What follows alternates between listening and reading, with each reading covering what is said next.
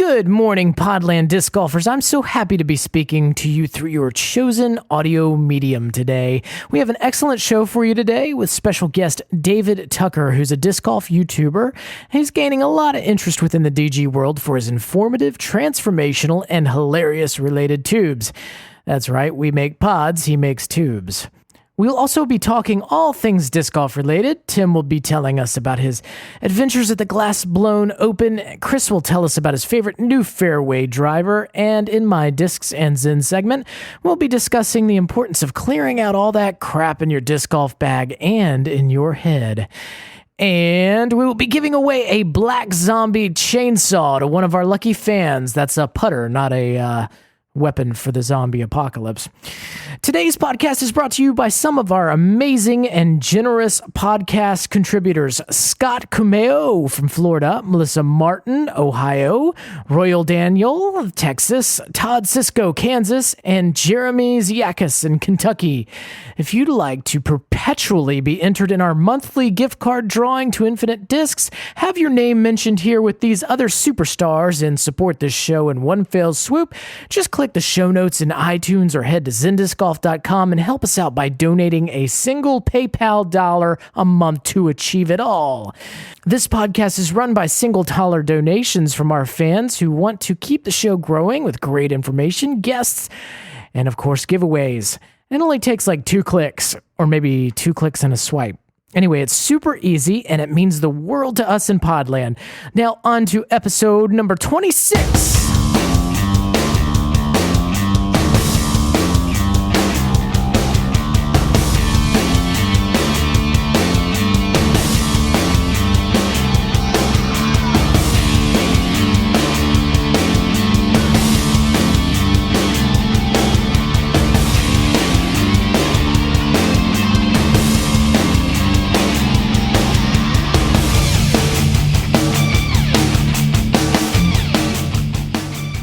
Boys and girls in Podland, this is Patrick McCormick coming to you live via pre-recorded digital media, and this is episode number 26 of the Zen Disc Golf Podcast, now being downloaded in over 60 countries.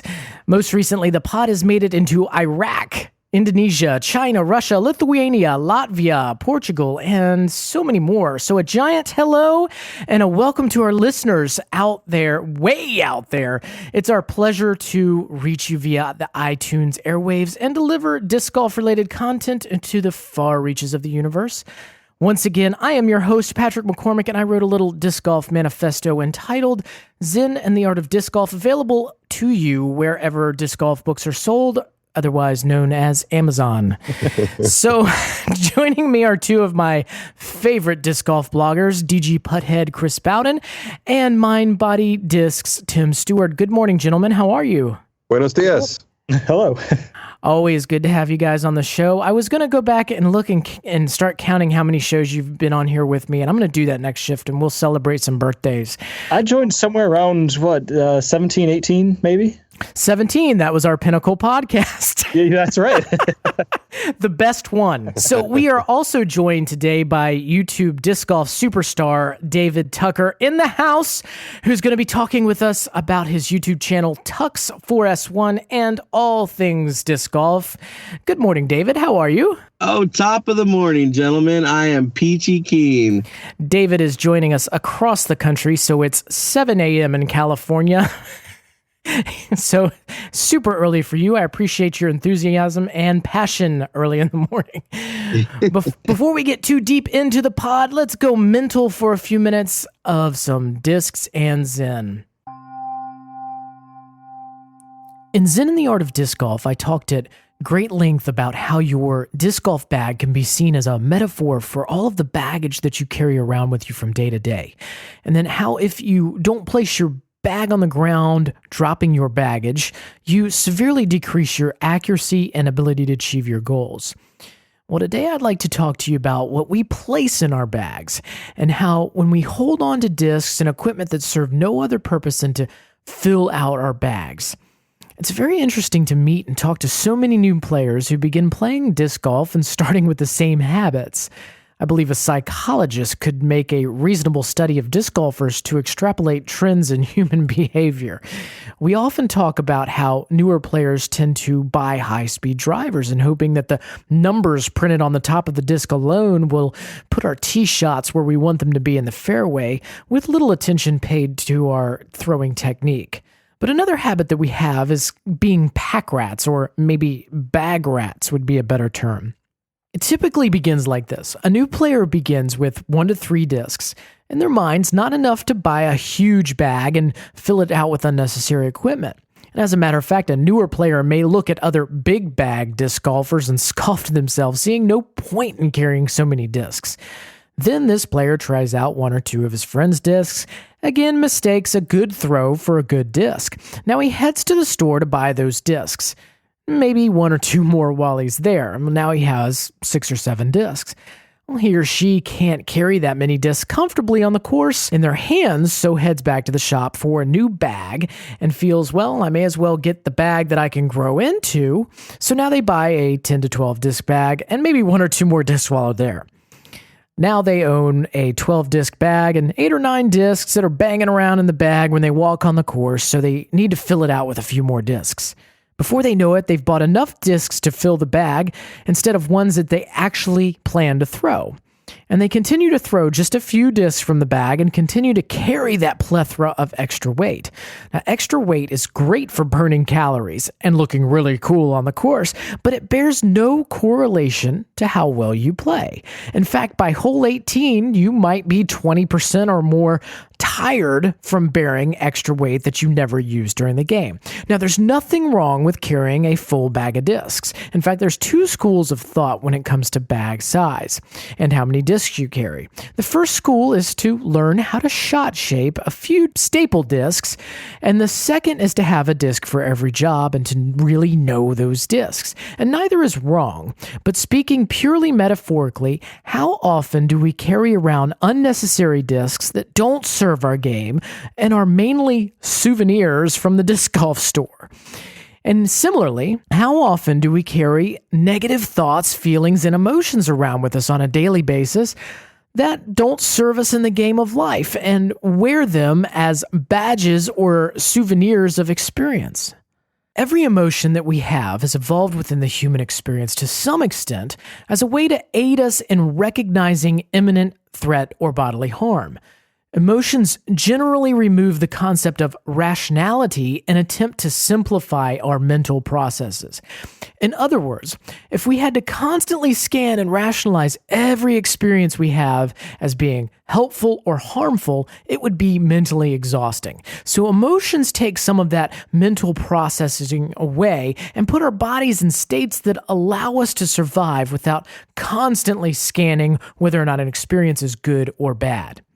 Emotions take on some of that work, and they help prior experiences to stick in memory, so that if we have a similar experience to one in the past that was previously harmful, we may begin to feel what we felt during that harmful experience without the brain having to work to rationalize that this is an entirely new experience. For example, one major feeling or emotion that I want to touch on is worry, because worry is generally experienced in much longer periods than some other emotions, and as a result loses much of its rationality because it doesn't serve to protect us against some imminent harm. And isn't it true that most of the things that we worry deeply about never occur the way we worried they might? Worry is negative visualization. It is praying for what you don't want to happen. So if you step up on the tee box and you worry about hitting that tree you always seem to hit, you may just hit that tree. Especially if you announce it to your group that you're probably going to hit that tree because now you've made a verbal plan to hit it. If you refuse to play in the tournament, you've been thinking about playing because you're worrying about how you'll feel when you hit that same tree when everyone is looking, the worry you feel in that moment is a visualization of it happening. And because your brain can't tell the difference between reality and your visualization of a future reality, the worry you feel is just as bad as the embarrassment you think you might feel. And the worst part is you never even had to hit that tree in a real tournament to feel embarrassed. In other words, The worry is worse than the embarrassment. Some people wear their negative emotions and feelings as a badge, like a souvenir for their misgivings. In the case of worry, some people like to reframe their worry as caring. For example, they may worry about you and call it caring about you. But the worry only serves them to see only bad outcomes for other people. Now I ask you, is seeing only bad outcomes for other people really caring for them? Or is it discouraging them from reaching their goals?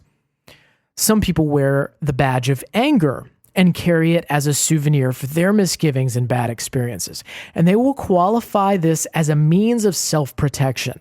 But really, it only harms themselves by not letting the good that life has to offer in.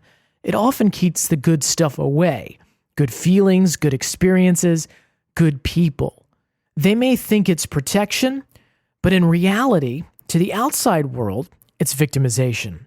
Believing that they have something always to be angry about makes the assumption that they will forever be a victim.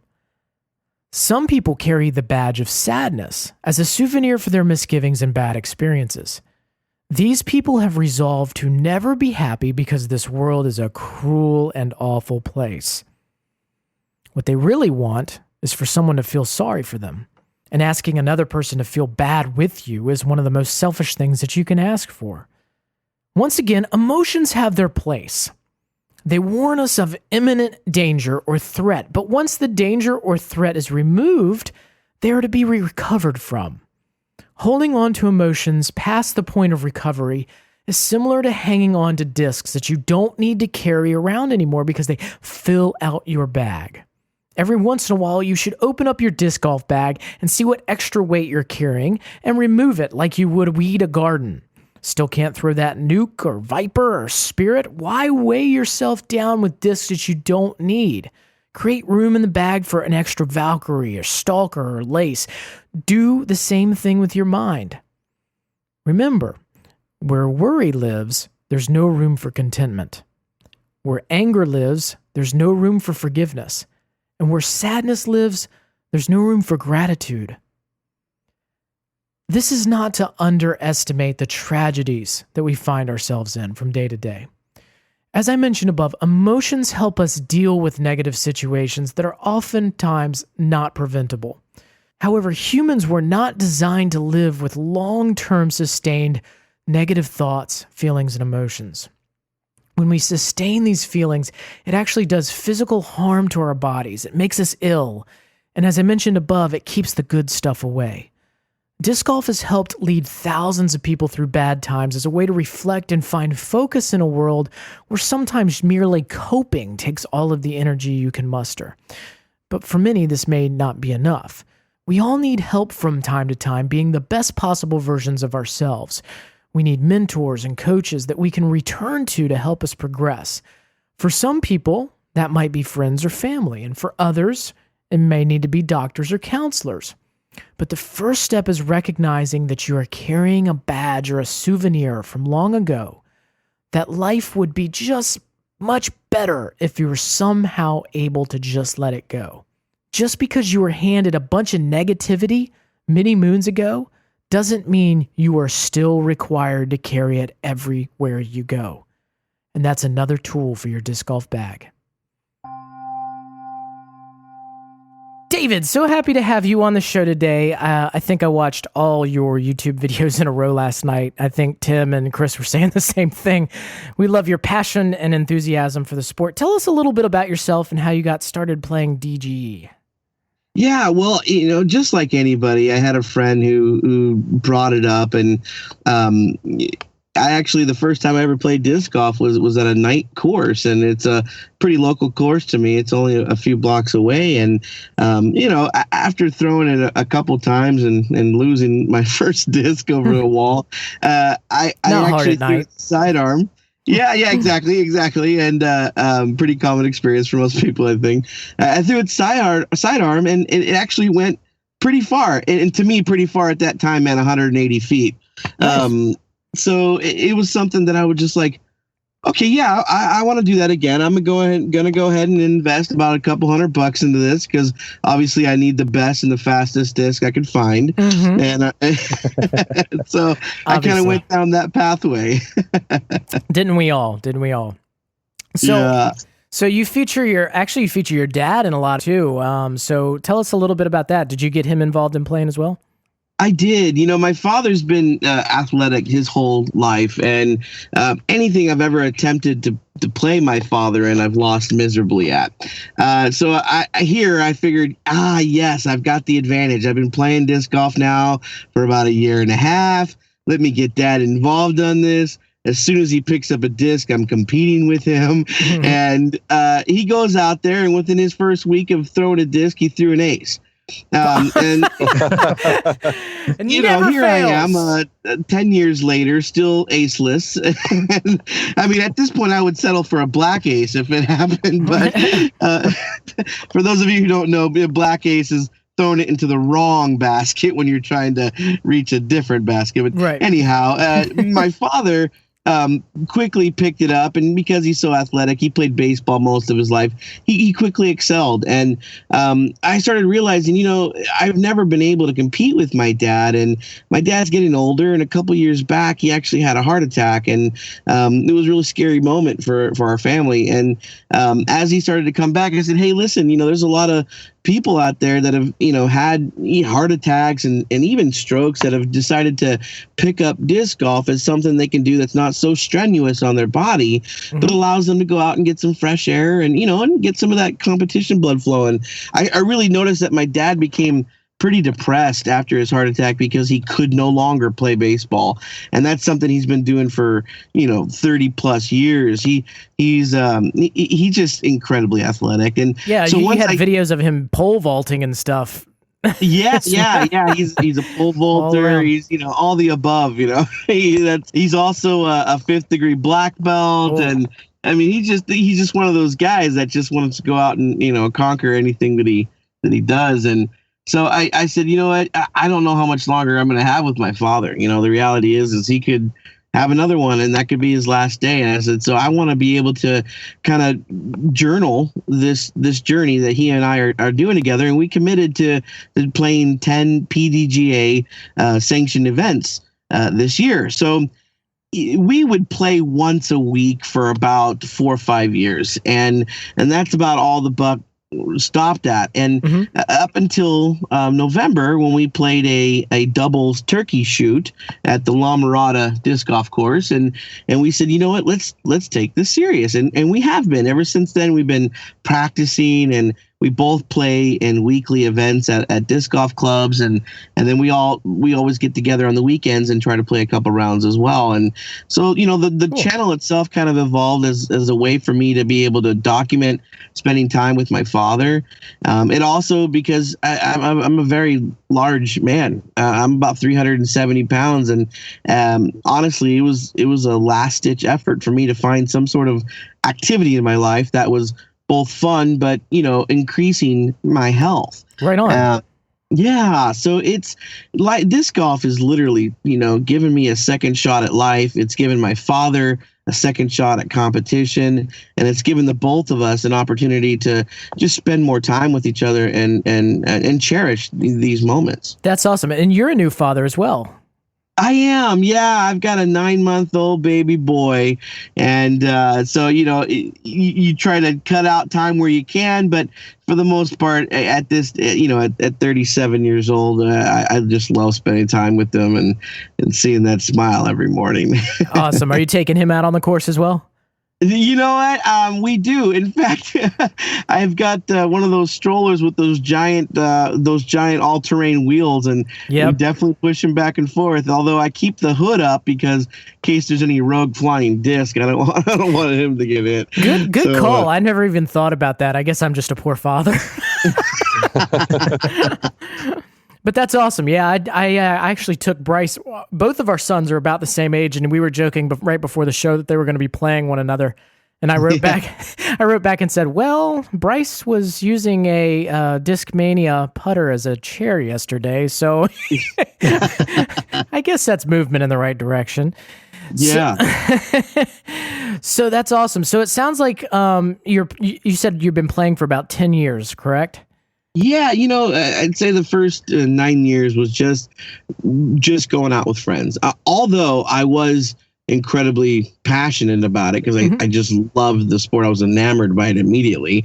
It was still only about a once a week with friends and dad, just to go out there and be able to have some bragging rights occasionally.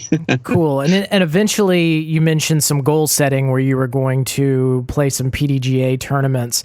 That's right. At what point did that kind of click in your head that you wanted to kind of take this from just a leisurely kind of out, just a walk in the woods with a purpose, like I like to say, to the competitive level? It really was after that incident with my father of him having a heart attack. And I realized after he was no longer able to compete, he was playing like World of Warcraft online and just sinking into a computer chair. And it broke my heart because, my father's so incredibly athletic and competitive.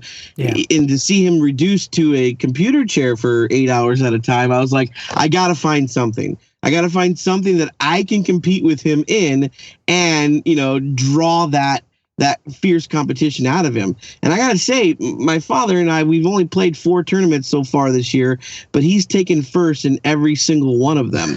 He's won a basket. I mean, that's just how he does it. I've finished, I think, the top 5 occasionally here and there, but that's great though. Yeah. I'm really having an amazing time. I'm even taking personal lessons from Philo Brathwaite. And having such a great experience with that as well. Oh, yeah. If you guys ever get a chance to come out in California and you get a chance to sit some one-on-one time with Philo, definitely take him up on that time. He's got a great website, teamphilo.com, I believe, and you can sign up for personal lessons if you got a free moment too. That's awesome. Tim has actually mentioned Philo on the show before, haven't you? Yeah, I posted a picture of him on Instagram, in fact. So kind of a somewhat of a fanboy. I picked him to win the Masters Cup this weekend in my fantasy league. Nice. Oh, nice. So yeah, no, I'm a big Philo fan. We should try to get him on the show. For sure. Yeah. Oh yeah. Sounds like we got a link here with Good Cheer Dave. Yeah, and you know what? He's got some sponsored discs that he just printed up, and I think he's carrying DX Rocks and DX AVRs. That's his bread and butter, and he's got a cool little foil print on them. And I was gonna buy one just to hang on the wall and another one to chuck around, because they look pretty cool. I think he's selling them for only $20, so it's a pretty good deal. Right on. So, Dave, I've heard a lot of people talking about getting their kids into disc golf. I'm trying to get my kids into disc golf, and parents bringing their kids on the course, but I find it real interesting that you got your dad into it. I don't hear a lot of people talking about getting their parents into disc golf. Could you tell me a little bit about how you convinced him to get out there with you and how that's helped your relationship? Oh, yeah, that was very easy. Like I said, my father is very competitive. And so what I did was I told him how great my best friend's dad was at this game. And I said, oh, my God, you should come out, Dad, because you would totally beat him. And I was like, but he's really good. So you're not going to be able to mess around. OK, you're going to have to get out there and be serious about this. And he's like, well, how long has he been playing? I said, well, he's been playing for about a good couple of months, so he's got that up on you at least. So I was like, why don't you just come out with us? We'll go all day. It's a nice walk in the park, and you just try it out. And if you don't beat him the first time, don't feel bad about it. Just get out there again and try it again. So, of course, he came with his game face. And before he even threw one disc, I think he went out and spent like $50 and bought a few discs at the local disc golf course shop. And so I knew by the time he got there, he'd have his game face on, and he did. Awesome. That's wonderful. You mentioned that you're taking disc golf lessons, and I was watching your YouTube videos. Dude, you've got a mean drive. How has the disc golf actual lessons improved your game? Oh, you know what? Honestly, when I went to Philo, I said, here's the deal, Philo. I play novice and rec divisions, and I have not won a tournament yet. And So from that standpoint, me playing for 10 years and still being in the rec and novice division, I'm willing to throw away everything I think I know about this sport. And I would love to learn from a pro, somebody I admire and that I've heard nothing but great things from. So I said, so think of me as a completely blank slate. And he did. We practiced the first couple lessons we practiced were up shots, and he really dialed it in for me, an appropriate way to practice. And I realized that, practice doesn't make perfect, practice makes permanent. And if you're practicing incorrectly, well, then you're moving in a direction, just not the direction you probably want to go in. So I figured, you know what, let me get to the basics. Let me find out the fundamentals of what I want to do. And he talked to me about angles. He talked to me about the release of the disc. And he talked to me about practice techniques for upshots. And ever since I applied that to my field work, I've increased incredibly in my upshots. I feel really confident about that. Next couple lessons, we worked on putting, and I completely changed both my grip and my putting style, even my routine. And I realized that the potential for this new routine that he had instructed me to use is far greater upside than the one I had previously, and I've just noticed an increase. I don't know if it's something that's kind of happening like pseudo, if it's a mental thing, or if it's just because I believe in him and believe in what he's taught me. I think that's a big aspect of getting lessons from someone. You really have to respect their opinion. Sure. And you really have to appreciate what it is they're spending time to show to you. And I definitely do that. I'm incredibly grateful, and I've applied everything he's taught me, and it's really helped out significantly. Awesome. So you would say having a mentor who's really good at what you're trying to get good at is invaluable. Oh, absolutely. That's interesting that you said he began teaching you upshots. What was his reasoning? Well, he had asked me and said, where do you feel most confident in your game? And I said, well, honestly, the most confident I have is my putting. Within 25 feet, I feel fine. I have no pressure. I actually feel a little bit more pressure within 10 feet of putting than I do within 25 feet of putting. I said, my drives, I can consistently throw 300, and I get it to where I need it to be most of the time. I'd say about 80% of the time I'm going to end up in the mid, in the fairway, and be happy with my drive. And he said, okay, perfect. So let's work on your upshots. I said, okay, yeah, excellent. Cool. 80% of your time, that's pretty good for any disc golfer. Dave, I saw your video on best discs for a disc golf bag. I think this is a good segue into your philosophy. Could you talk a little bit about that? Because I think your philosophy goes very well with a lot of what we've talked about on the show before. Buy the fastest disc possible. And, exactly. Yeah. Well, I took a survey. I took a poll on both my Facebook page and group, and also on Reddit, and utilized some really great advice people gave. And, overwhelmingly, it was, find a great putter and a mid-range disc that you can throw flat and straight. And once you get that, then you can consider increasing in speed into something else. And so that particular video that you're mentioning, I just said, you know what, I'm going to take all the best advice I've got from everywhere and pulled together, and I'm going to put it into this video. And, the YouTube channel itself started off just being a journal for me and my father, and being able to document it. And it turned into, what are all the questions I had when I first started playing this sport, and what would I think would be awesome to have access to get those questions answered? And so I started making videos geared specifically towards people who've either never played the sport or just got into it. And I started realizing quickly that, man, all this stuff I should be applying to myself and utilizing myself, because I've never stepped up above, like I said, the recreational level. And if I want to do that, I've got to get really, really good at these fundamentals. And so these videos serve mainly me. They're really notes to myself to take this advice and roll with it. But then again, hopefully it can serve anybody who's new to the sport or interested in the sport and getting some of these questions answered. That's exactly how Zen Disc Golf was born. Precisely, actually, journal entries rather than videos in a video channel, but started with journal entries, and then I started opening them up to describe the things that I was trying to learn and seeing in myself on the course, and trying to expand it to more people. I really like the concept that you listed here. Practice makes permanent. Do you remember where you got that? Did you get that from Philo, or did you get that from somewhere else? Actually, if I recall correctly, I believe I read it in a book called Think and Grow Rich by Napoleon Hill. That is one of my favorite books of all time. So you just... Yeah, mine too. Awesome. So yes, I think that's the name of our show, Practice Makes Permanent. I love that. When you said practice makes permanent, can you elaborate on that? Because I believe I understand what you're saying, but I want to make sure that our listeners really understand that concept.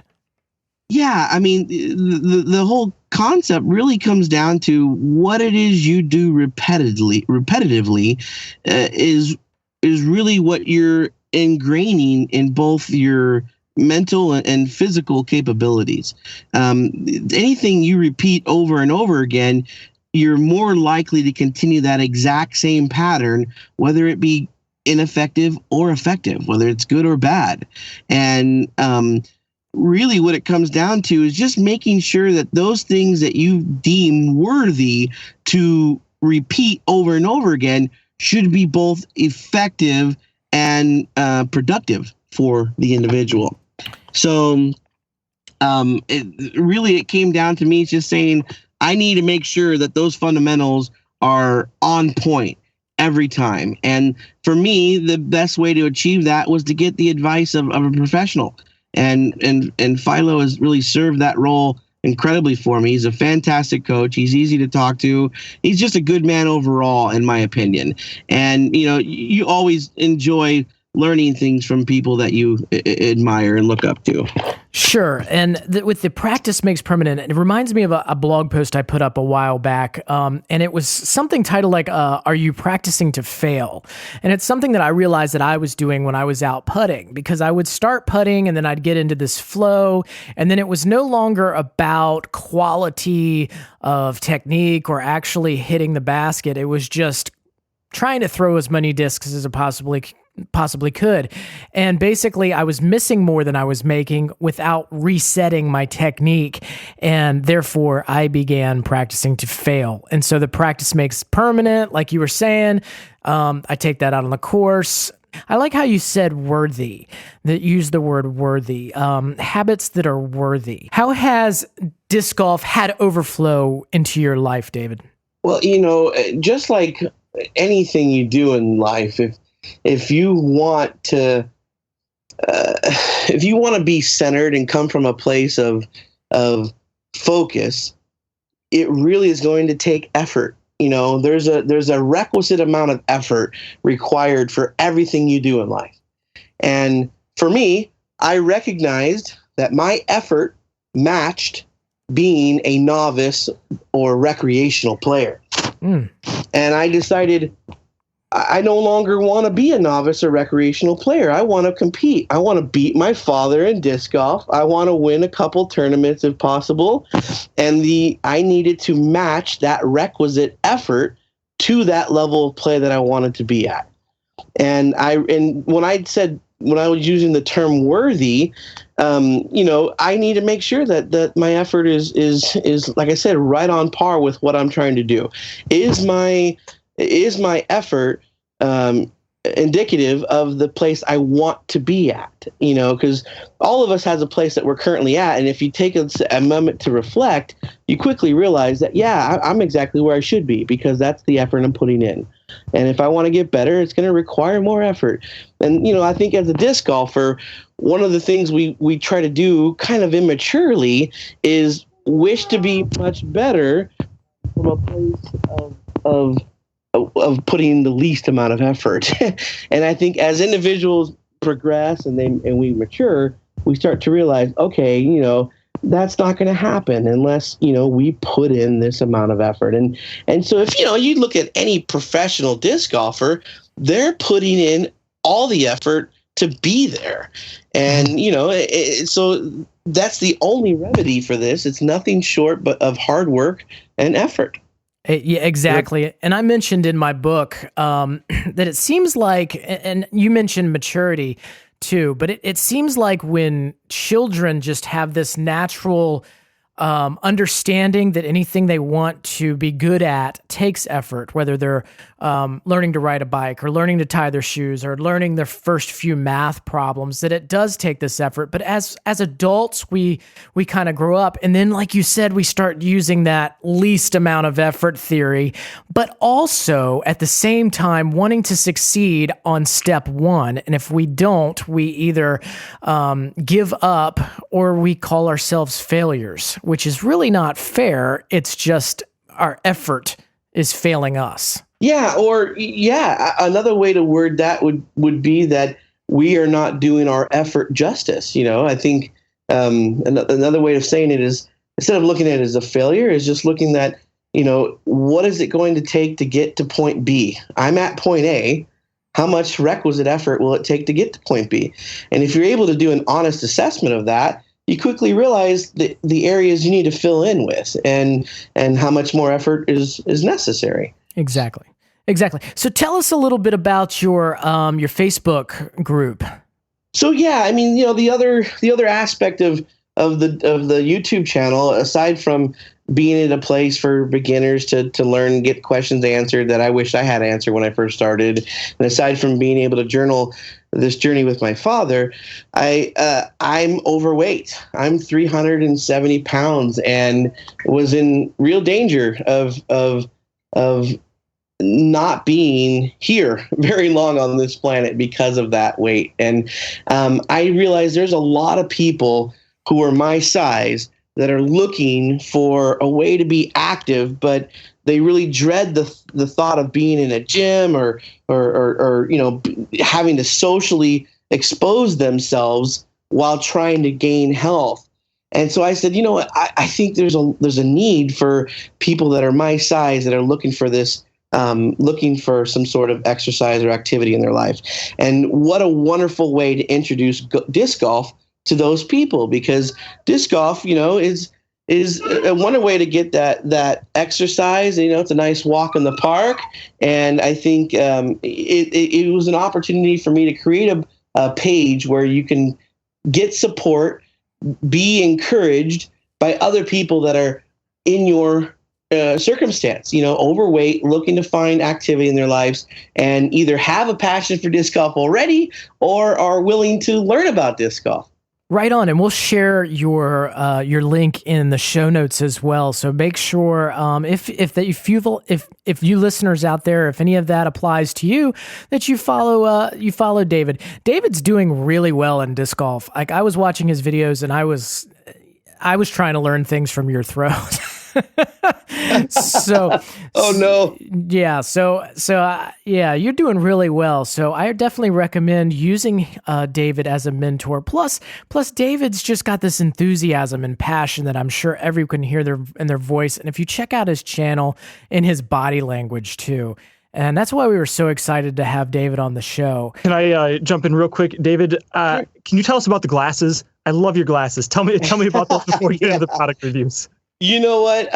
I had a different YouTube channel, and I found these glasses that were relatively inexpensive. They're called blenders, and you can check them out on blenderseyewear.com.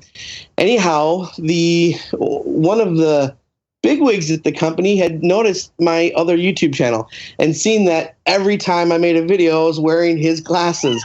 So he sent me a message and said, "Hey, I'd like to sponsor you, give you a couple pairs if because you continually wear these glasses, and maybe you can mention it at the end of your videos." And I said, "Well, that's excellent. I'm just starting a new channel. It's about disc golf." And I said, "What disc golfer doesn't want to find a pair of $20 or $30 glasses?"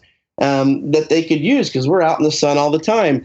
So he ended up giving my viewers a 30% discount off of Blender's eyeglasses, which is so awesome because it usually takes care of the shipping and the tax and maybe even a few percentage points off of that. Nice. And so for about 20 or 30 bucks, you can go out and find yourself a pair of glasses.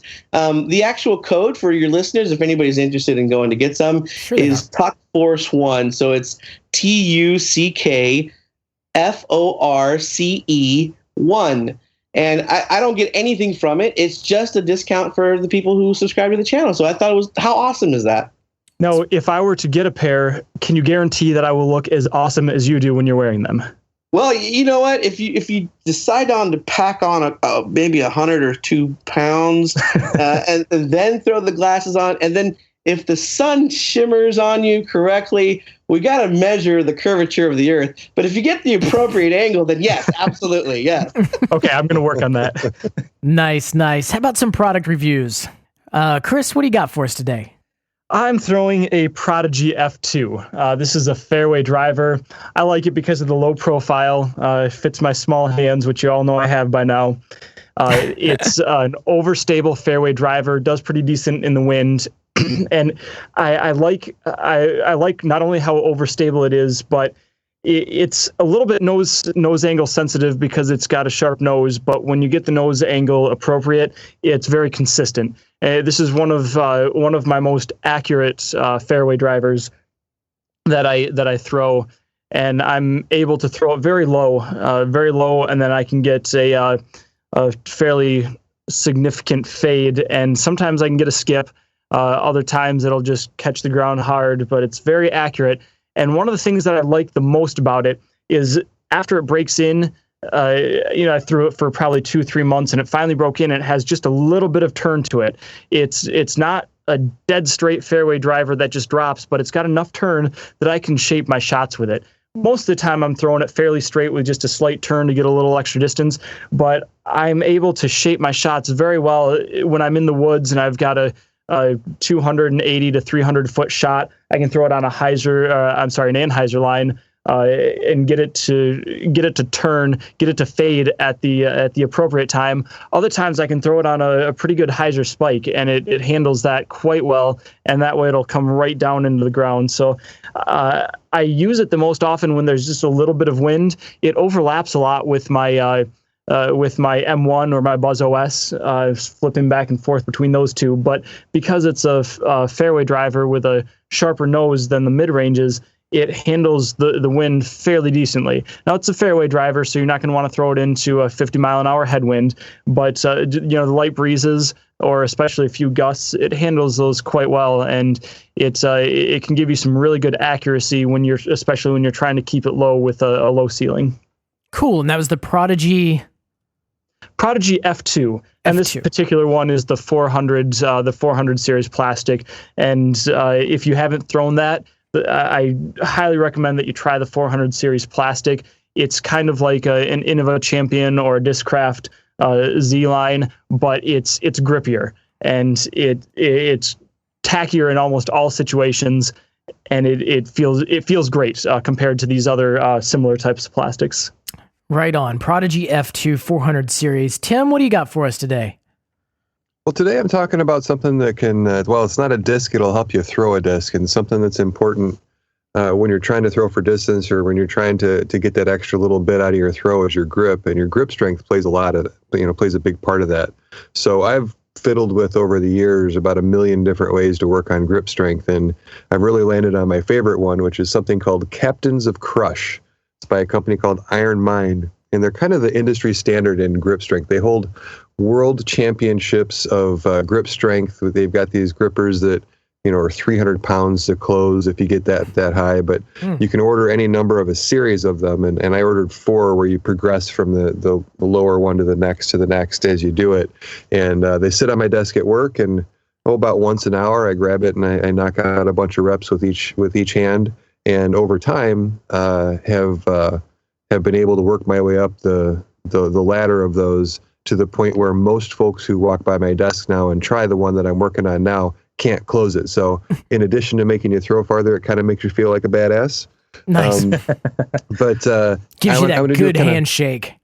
Oh yeah, it's great. So and I've definitely noticed a big difference in not just the strength of my grip, but the strength of my grip later in the round. What I found was that as I played a round or two, that later on, as I start to fatigue, that I started getting a little bit sloppy, and then I'd start maybe early releasing a little bit, and that was due to a lack of grip strength and endurance in my grip strength. So these have really helped with that. And then another product that they make, which I think pairs up really nicely, is they make these bands called Expand the Hand bands. And what you do is we talked about, I think last week or the week before, that disc golf is a very one-sided movement. And training your grip is also a very one-way movement. And what these bands do is you put them around your fingers, and then you expand your fingers outward against the resistance of the band. And just like the grippers, they come in a series where you kind of progress upward. And what that does is it works the opposite muscles of the grip. And it also, what I found is really helps with any kind of forearm or elbow pain that you might be developing, because it works muscles that you can't really work any other way. So, like I said, about once an hour, I grab the gripper, knock out a bunch of reps, and then I grab one of the bands and knock out a bunch of reps while I'm sitting at my desk. And I just do that continually through the day. And I really feel that the strength and the health of my grip and my elbows has improved because of them, and therefore the disc golf has really been positively impacted as well. Right on. It's so funny, the little things that most people wouldn't think of. Tim comes up with Captains of Crush. Did you say Iron? What was it? Iron Mind. Iron Mind. Captains of Crush, Iron Mind, and Expand the Hand bands. All right, awesome. Yeah, if you Google any of those, they'll come right up. They're a super popular brand, so they're always at the top of the Google results when you list those. Don't Google it. I'll Google it for you, and you go to the show notes. That's right. Can I offer up a really good quick piece of tidbit here? As a huge fan of this podcast, I am incredibly grateful for this segment where you guys discuss the different type of products. I've purchased a few different products that I've heard solely because you guys had mentioned them. So thank you guys for adding this. That's awesome, because I think it was like, grateful. Yeah, that's great to hear. We make a difference. Yeah, like about 5 podcasts ago, we were running out of discs to review, and you were like, "Do we just want to get rid of this segment, or do we want to keep it and expand it to other equipment?" And profoundly, everybody was just like, "Just add other equipment. We love this section of the show." So that's good to hear, David. Do you have anything for us, David? Well, you know what? Oddly enough, my father bought one of those Zuka carts, and I was insanely jealous. And I didn't have the means to purchase one of those, but I did purchase a thing called the Up cart. I found it on Amazon. It was about $89, but it's a cart that folds up, and it looks like it fits my bag perfectly. As soon as I got it home, I took it out on the course, and oh man, it's saved me so much strain on my back from playing 18 or 36 holes, and I can't recommend it enough. If you guys take a look at it, they got lots of YouTube videos about it as well, and I really, really love the product. It's made it completely effortless for me. I just bungee my bag to the cart itself, and off I go. Cool. So it's the Up cart. Yeah. Awesome. I have something kind of out of the ordinary today. I want to tell you about the D-Night Magic Box 2. And what it is it's a Bluetooth speaker that I bought. Actually, I bought it for work, for my office a couple weeks ago. But then I noticed the quality of this product, and I thought I can add this to my cart, which is, we talked about it earlier, my stroller. And I know we've talked about in the past music on the disc golf course, and is it proper or whatever. It just depends. If you're bugging other people, then it's not proper. But if you're out there by yourself, a lot of times I get out to the course, and my course is way, way, way in the middle of nowhere. I get out there so early, nobody else is out there. So a Bluetooth speaker, what I can listen into either podcasts or books or Slayer or whatever I want to listen to get my Zen moments out there. Boy. Out there, without having to wear headphones, because headphones become cumbersome. You can't, it's kind of like that whole don't wear your bag while you throw kind of thing. I mean, even earbuds, you got the cord, and I run the cord underneath my shirt or whatever, but it's still, if you feel it, it can kind of throw your throw off. So I started using this speaker out really early in the morning, and it's only about 6 inches long by about 2 inches wide, so it's really small, but it's got a crap ton of volume. So when you're outdoors and planes are flying over, you can still hear it. Like I said, as always, be mindful of the people around you. But I definitely recommend this little Bluetooth speaker. It's available on Amazon. It's only like $30. So I definitely recommend it. It's the D-Night Magic Box 2. And once again, the link will be in the show notes. So let's give something away. Today I am giving away one of our Black Zombie chainsaws that Garen Wooten sent to us from the last podcast. That's a very nice disc. Got a chance to test it out. It's nice. It's like a little bit broken in Wizard. That's a great one. It is. It's a cool disc for sure. I haven't had a chance to actually throw it, but I was really pleasantly surprised when I held it. I like how it feels. We say that all the time and on this podcast. We just like how this disc feels. I'm excited to get out. Friday is when the next day I'm going to play and toss it around, and I'll come back and maybe I'll review that on the next podcast. But he sent me 3, so I'm going to give one away here on the podcast to somebody who left us a 5-star review on Amazon for Zen and the Art of Disc Golf. I've got another one that I'm going to give away on Instagram, so make sure you're following at Zen Disc Golf on Instagram. And then the third one I'm keeping for myself. Sorry, guys. That's mine. Can I enter the Instagram contest myself? You may. Or is that a conflict of interest? You can enter it all you want, but I think if it shows up congratulations at Disc Golf Chris. Wait a minute.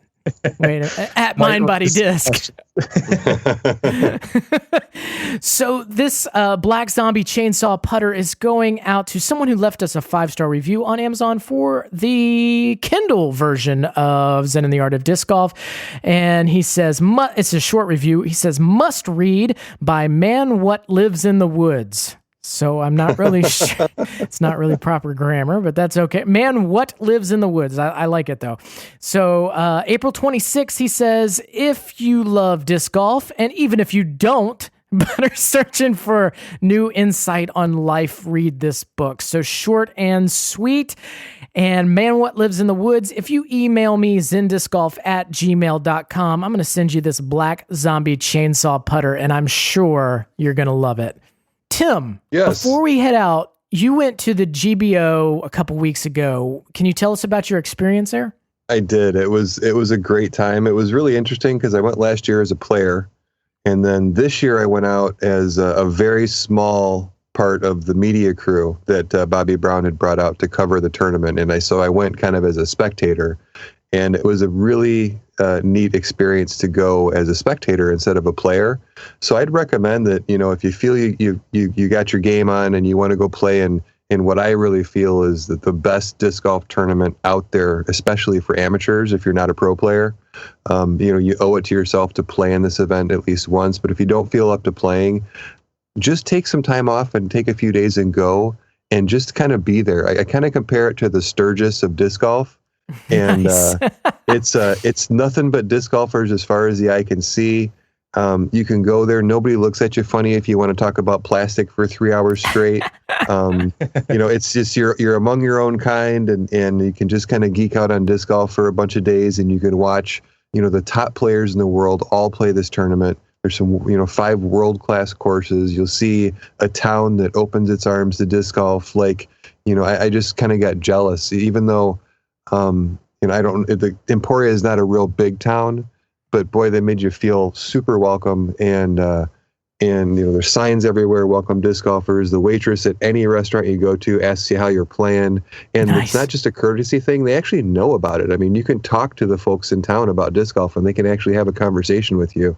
So it's kind of like a jump into the future in my mind where, I kind of hope that someday, the sport is much more broadly accepted and a lot more people play so that you can do this kind of stuff. It's not too long ago where anybody who told you played disc golf, they kind of look at you sideways like a puppy that heard a funny sound. and you'd have to go to an explanation of, there's a basket, a disc, and now you don't really have to do that anymore. And going to Emporia during the GBO is like the next step beyond that. So Dynamic Disc puts on an amazing event. I can't say enough about it. Definitely check out the media coverage that everybody posted. But yeah, it's something that's got to be on your disc golf bucket list. At least once you owe it to yourself to go as a spectator or a player. I'm definitely planning on going next year. Not sure whether I'm going to play or whether I'm going to spectate, but I'm going to go either way. Nice. Very neat to hear. Yeah, maybe we could work out something where all of us could go. Oh, that'd be awesome. We'd have a blast. And finally get together and play around or, just hang out. It'd be awesome. So thank you everyone for listening to episode number 26. We're so happy to have you. Before we leave, make sure you check out the show notes. I'm going to put a bunch of videos in there from David Tucker's YouTube channel. They're always entertaining and informative. Make sure you check out make sure you check out dgputtheads.com as well as mindbodydisc.com and the newly renewed, newly designed zendiscgolf.com. Make sure you pop by and check that out. It's pretty looking. You got to check it out. Most importantly, though, just throw.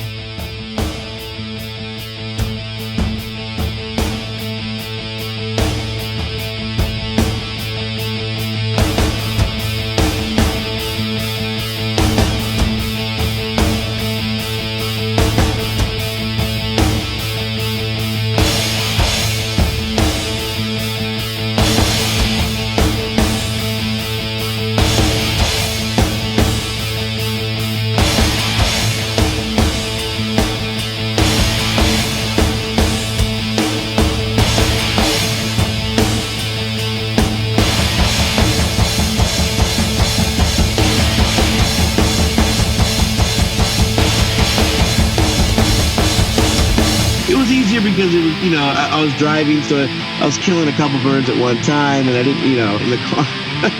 I killed a squirrel once with a flip.